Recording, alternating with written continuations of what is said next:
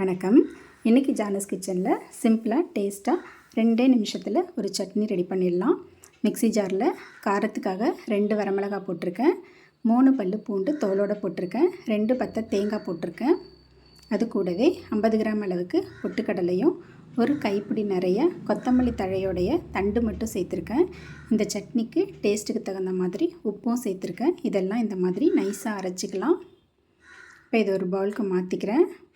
Mixie ஜாரை கழுவி கொஞ்சமாக தண்ணி சேர்த்துக்கிறேன். தண்ணி நிறையா சேர்க்க வேண்டாம். இப்போ 1 டேபிள் ஸ்பூன் எண்ணெயில் கொஞ்சமாக கடுகு உளுத்தம்பருப்பு சேர்த்துருக்கேன். கடுகு வெடிக்கட்டும். உளுத்தம்பருப்பு கொஞ்சம் செவந்த பிறகு அது கூட கொஞ்சமாக பெருங்காயமும் சேர்த்து நல்லா தாளிச்சிக்கலாம். இப்போ இது கூட கடைசியாக கொஞ்சமாக கருவேப்பிலை சேர்த்துக்கிறேன். சேர்த்து சட்னியில் கொட்டிடலாம். அவ்வளோதாங்க. ரொம்ப சீக்கிரமாக 2 நிமிஷத்தில் ஒரு டேஸ்ட்டான சட்னி ரெடி ஆகிடுச்சு. இது இட்லி தோசை எல்லாத்துக்கும் சாப்பிட்றதுக்கு ரொம்ப நல்லாயிருக்கும். இந்த சட்னியில் கொத்தமல்லியோட ஃப்ளேவர் ரொம்ப தூக்கலாக இருக்கும், நல்லாயிருக்கும் சாப்பிட்றதுக்கு. தேங்க்ஸ் ஃபார் வாட்சிங். வணக்கம். இன்றைக்கி ஜானஸ் கிச்சனில் ஒரு டேஸ்ட்டான சட்னி செய்யலாம். அதுக்காக இரும்பு கடாயில் 1 டேபிள் ஸ்பூன் அளவுக்கு எண்ணெய் சேர்த்துருந்தேன். எண்ணெய் காஞ்சதும் அதில் 1 டேபிள் ஸ்பூன் அளவுக்கு கருப்பு உளுந்து சேர்த்துருக்கேன். ஸ்டவ்வை மீடியம் ஃப்ளேம்லேயே வச்சுட்டு இந்த கருப்பு உளுந்து கொஞ்சம் செவக்கட்டும். இப்போ இது கூட 2 வரமிளகாய், 3 காஷ்மீரி சில்லி சேர்த்துருக்கேன். இந்த மிளகாலாம் கருகிடாமல் சும்மா ஒரு அரை நிமிஷத்துக்கு இதை பரட்டி விட்டுக்கலாம். இதில் ஒரு கைப்பிடி நிறைய புதினா இலை போட்டிருக்கேன், கொஞ்சமாக கருவேப்பிலை சேர்த்துருக்கேன், ஒரு கைப்பிடி நிறைய கொத்தமல்லி தழையும் சேர்த்துருக்கேன். சேர்த்துட்டு 1 நிமிஷத்துக்கு இதை வதக்கி விட்டுக்கலாம். 1 நிமிஷம் வதக்கினா போதும். இந்த மாதிரி வதக்கிட்டு ஸ்டவ் ஆஃப் பண்ணிடலாம். ஸ்டவ் ஆஃப் பண்ணாலும் இந்த இரும்பு கடாயில் சூடு ரொம்ப நேரம் தாங்கும். இப்போ இது கூட கொஞ்சமாக தேங்காவும் 2 டேபிள் ஸ்பூன் அளவுக்கு பொட்டுக்கடலையும் சேர்த்துருக்கேன். சின்ன நெல்லிக்காய் சைஸுக்கு புளி சேர்த்துருக்கேன். இதெல்லாம் சேர்த்து கலந்து விட்டுடலாம். இப்போ இது கூட இந்த சட்னிக்கு தேவையான அளவுக்கு உப்பு சேர்த்துக்கலாம். அவ்வளோதாங்க. இதை நல்லா ஆற வச்சுட்டு மிக்ஸி ஜாரில் போட்டு நைஸாக அரைச்சி எடுத்துக்கலாம். மிக்ஸி ஜாரை கழுவி கொஞ்சமாக தண்ணி சேர்த்துருக்கேன். இப்போ சட்னி ரெடி ஆகிடுச்சு. இதை தாளிச்சிக்கலாம். 1 ஸ்பூன் எண்ணெயில் கொஞ்சமாக கடுகு உளுத்தம்பருப்பு, 1 வரமிளகாய் கிள்ளி போட்டிருக்கேன், கொஞ்சமாக கருவேப்பிலை சேர்த்துருக்கேன். சட்னி தாளித்து கொட்டிக்கலாம். அவ்வளோதாங்க. ஈஸியாக செஞ்சிடலாம். டேஸ்ட்டாக இருக்கும் இந்த சட்னி. இட்லி தோசை சப்பாத்தி எல்லாத்துக்குமே நல்லாயிருக்கும். தேங்க்ஸ் ஃபார் வாட்சிங்.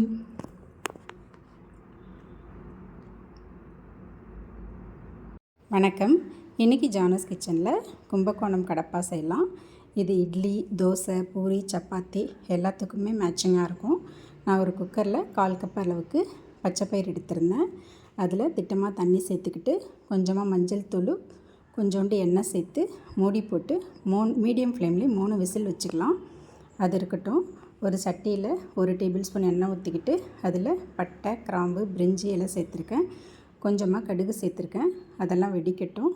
ஒரு மீடியம் சைஸ் வெங்காயத்தை நீல வாக்கில் கட் பண்ணி போட்டிருக்கேன், 2 பச்சை மிளகாவை கீறி போட்டிருக்கேன், ஒரு மீடியம் சைஸ் தக்காளியை பொடி பொடியாக கட் பண்ணி போட்டிருக்கேன், கொஞ்சம் கருவேப்பிலை, இஞ்சி பூண்டு பேஸ்ட்டு 1/2 டீஸ்பூன் அளவுக்கு சேர்த்துருக்கேன். இதெல்லாம் 2 நிமிஷத்துக்கு வதக்கி விட்டுக்கிறேன். இப்போ இது கூட 2 சிட்டிகை மஞ்சள் தூளும் 1/4 டேபிள் ஸ்பூன் அளவுக்கு உப்பும் சேர்த்து நல்லா கலந்து விட்டுக்கிறேன். இந்த மாதிரி கலந்து விட்ட பிறகு ஸ்டவ்வை மீடியம் ஃப்ளேமில் வச்சுட்டு ஒரு 2-3 நிமிஷத்துக்கு மூடி வச்சுக்கலாம். இப்போ ஓப்பன் பண்ணிவிட்டு அதெல்லாம் கலந்து விட்டுக்கலாம். இப்போ வெங்காயம் தக்காளி எல்லாம் நல்லா சாஃப்டாக இருக்கும். இந்த மாதிரி கலந்து விட்டுட்டு இது கூட நான் ஏற்கனவே வேக வச்சுருந்த உருளைக்கிழங்கை மசித்து அதில் போட்டுக்கிறேன். மீடியம் சைஸ் உருளைக்கிழங்கு 1 போட்டிருக்கேன். இந்த மாதிரி மசித்து போட்டுட்டு இதில் திட்டமாக இதெல்லாம் மிதக்கிற அளவுக்கு தண்ணி சேர்த்துக்கலாம். தண்ணி சேர்த்து நல்லா கலந்து விட்டுடுறேன். இப்போ இதை மூடி போட்டு மீடியம் ஃப்ளேம்லேயே ஒரு 4-5 நிமிஷம் கொதிக்கட்டும். அதுக்குள்ளே நமக்கு பச்சை பயிரும் நல்லா வெந்துடுச்சு. இந்த மாதிரி நல்லா வெந்து வந்துருச்சு. அது இருக்கட்டும். ஒரு மிக்ஸி ஜாரில் 2 டேபிள் ஸ்பூன் அளவுக்கு துருவின தேங்காய், கொஞ்சமாக பொட்டுக்கடலை சேர்த்துருக்கேன், கொஞ்சமாக பெருஞ்சீரகம், கொஞ்சோண்டு கசகசா சேர்த்துருக்கேன், ஒரே ஒரு பச்சை மிளகாவை கிள்ளி போட்டிருக்கேன். இதெல்லாம் நல்லா அரைச்சிக்கலாம். இப்போது இந்த சட்டியை ஓப்பன் பண்ணிக்கலாம். இப்போ இதெல்லாம் நல்லா கலந்து விட்டுட்டு நம்ம அரைச்சி வச்சுருந்த அந்த தேங்காய் பொட்டுக்கடலை பேஸ்ட்டு, வேக வச்சு வச்சுருந்த பச்சைப்பயிறு இதெல்லாம் இப்போ இதில் சேர்த்துக்க போகிறோம். எல்லாத்தையும் சேர்த்து நல்லா கலந்து விட்டுடலாம். மிக்ஸி ஜாரை கழுவி கொஞ்சமாக தண்ணியும் சேர்த்துருக்கேன். சேர்த்து நல்லா கலந்து விட்டுட்டு இதை மீடியம் ஃப்ளேம்லேயே வச்சு கொஞ்ச நேரத்துக்கு கொதிக்க வச்சுக்கலாம். ஒரு 4-5 நிமிஷம் இது கொதிக்கட்டும். இப்போ நல்லா கொதிச்சிருச்சு. கடைசியாக இதில் கொஞ்சம் கொத்தமல்லி தழையும் சேர்த்துருக்கேன். அவ்வளோதாங்க, கும்பகோணம் கடப்பா ரெசிபி ரெடி ஆகிடுச்சு. இது இட்லி, தோசை, பூரி, சப்பாத்தி எல்லாத்துக்குமே நல்லாயிருக்கும். தேங்க்ஸ் ஃபார் வாட்சிங். வணக்கம். இன்றைக்கி ஜானஸ் கிச்சனில் ஒரு சிம்பிளான டேஸ்டான சட்னி செய்யலாம். தக்காளியும் கொத்தமல்லியும் வச்சு சட்னி. நான் ஒரு பேனில் 1 டேபிள் ஸ்பூன் அளவுக்கு எண்ணெய் சேர்த்துருந்தேன். எண்ணெய் காயட்டும். அதில் 1 டேபிள் ஸ்பூன் அளவுக்கு கருப்பு உளுந்து சேர்த்துருக்கேன். கருப்பு உளுந்து கொஞ்சம் செவந்து வரட்டும். இந்த மாதிரி செவந்த பிறகு இதில் தக்காளி, நல்லா பழுத்த தக்காளியாக 200 கிராம் அளவுக்கு இருக்கும், கட் பண்ணி வச்சுருந்தேன், அதையும் சேர்த்துக்கிறேன். காரத்துக்காக ஒரு 4 வரமிளகா போட்டிருக்கேன். இந்த மிளகா கொஞ்சம் காரமாக இருக்கும். சேர்த்து ஒரு 2 நிமிஷத்துக்கு இதெல்லாம் வதக்கி விட்டுக்கிறேன். இந்த மாதிரி வதக்கினதுக்கப்புறம் இதில் 4 பல்லு பூண்டு சேர்த்துருக்கேன். கூடவே ஒரு கைப்பிடி நிறைய கொத்தமல்லி தழை சேர்த்துக்கிறேன். இதெல்லாம் சேர்த்துட்டு இதை மீடியம் ஃப்ளேம்லேயே வச்சு ஒரு 2-3 நிமிஷத்துக்கு இந்த மாதிரி வதக்கி விட்டுக்கலாம்.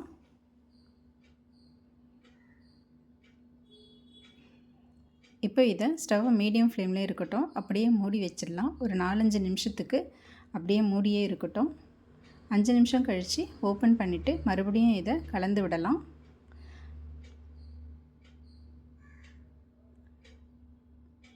இப்போ தக்காளியெல்லாம் கொஞ்சம் வெந்திருக்கும். இந்த மாதிரி நம்ம கலந்து விடும்போது தக்காளியை கொஞ்சம் மசித்த மாதிரி கலந்து விட்டுக்கலாம்.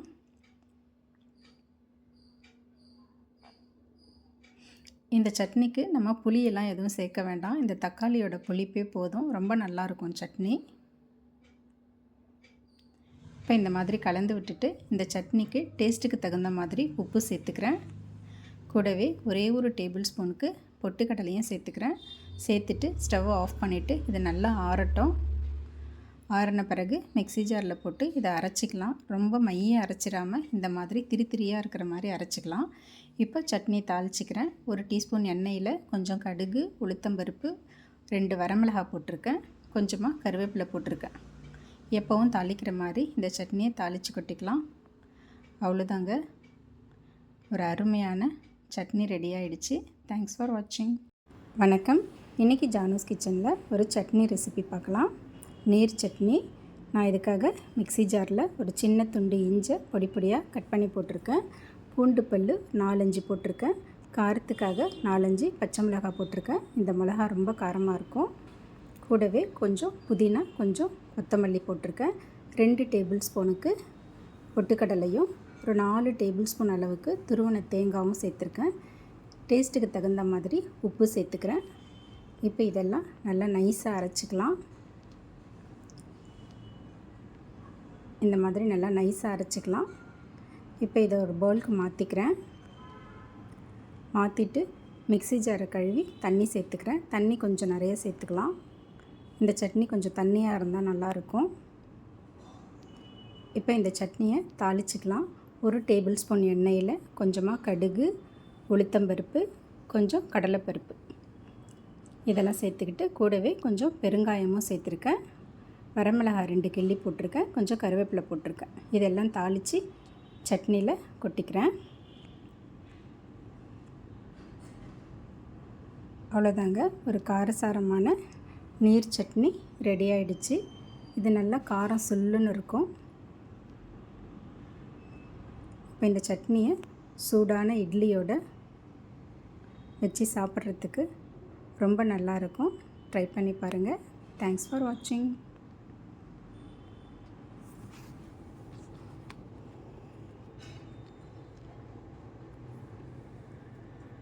வணக்கம். இன்றைக்கி ஜானஸ் கிச்சனில் இட்லி தோசைக்கெலாம் சைட் டிஷ்ஷாக ஒரு தக்காளி குழம்பு செய்யலாம். கடாயில் 1 டேபிள் ஸ்பூன் எண்ணெய் ஊற்றிருக்கேன். எண்ணெய் காஞ்சதும் அதில் பட்டை, கிராம்பு, கொஞ்சம் பெருஞ்சீரகம் சேர்த்துருக்கேன். ஒரு சின்ன சைஸ் வெங்காயத்தை கட் பண்ணி போட்டிருக்கேன். ஒரு பச்சை மிளகாய், கொஞ்சம் கருவேப்பிலை இதெல்லாம் சேர்த்து 2 நிமிஷத்துக்கு வதக்கி விட்டுக்கிறேன்.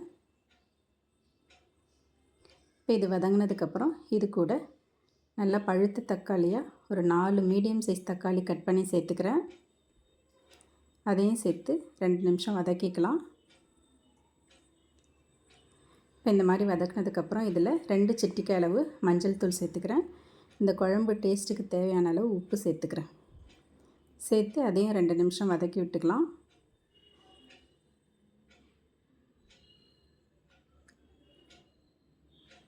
இப்போ இது கூட கொத்தமல்லி தூள் சேர்த்துக்கிறேன். 1/2 டேபிள் ஸ்பூன் அளவு சேர்த்துக்கிறேன். சேர்த்துட்டு நல்லா கலந்து விட்டுடலாம். இந்த மாதிரி கலந்து விட்டுட்டு இதை மூடி போட்டு மீடியம் ஃப்ளேமில் ஒரு 3 நிமிஷத்துக்கு விட்டுடலாம். அதுக்குள்ளே ஒரு பேஸ்ட்டு ரெடி பண்ணிக்கலாம். ஒரு மிக்ஸி ஜாரில் 2 டேபிள் ஸ்பூன் தேங்காய் துருவலும், 2 டேபிள் ஸ்பூன் பொட்டுக்கடலை, கொஞ்சமாக கசகசா, கொஞ்சம் பெருஞ்சீரகம், காரத்துக்கு ஒரு 3 வரமிளகாய் சேர்த்து அதை நல்லா பேஸ்ட் மாதிரி அரைச்சிக்கிறேன். இப்போது இதை ஓப்பன் பண்ணிவிட்டு இதை நல்லா தக்காளியெல்லாம் மசிச்சு விட்டு வதக்கி விட்டுக்கலாம். இந்த மாதிரி நல்லா மேஷ் பண்ணி விட்டுக்கலாம். இப்போ இது கூட நம்ம அரைச்சி வச்ச அந்த பேஸ்ட்டை சேர்த்துக்கலாம். மிக்ஸி ஜாரை கழுவி கொஞ்சமாக தண்ணி சேர்த்துக்கிறேன். சேர்த்துட்டு கலந்து விட்டுக்கலாம். இது கொஞ்சம் திக்காக இருக்கிறதுனால இன்னும் கூட கொஞ்சம் தண்ணி சேர்த்துக்கலாம். நமக்கு தேவையான அளவுக்கு தண்ணி சேர்த்து நல்லா கலந்து விட்டுடலாம்.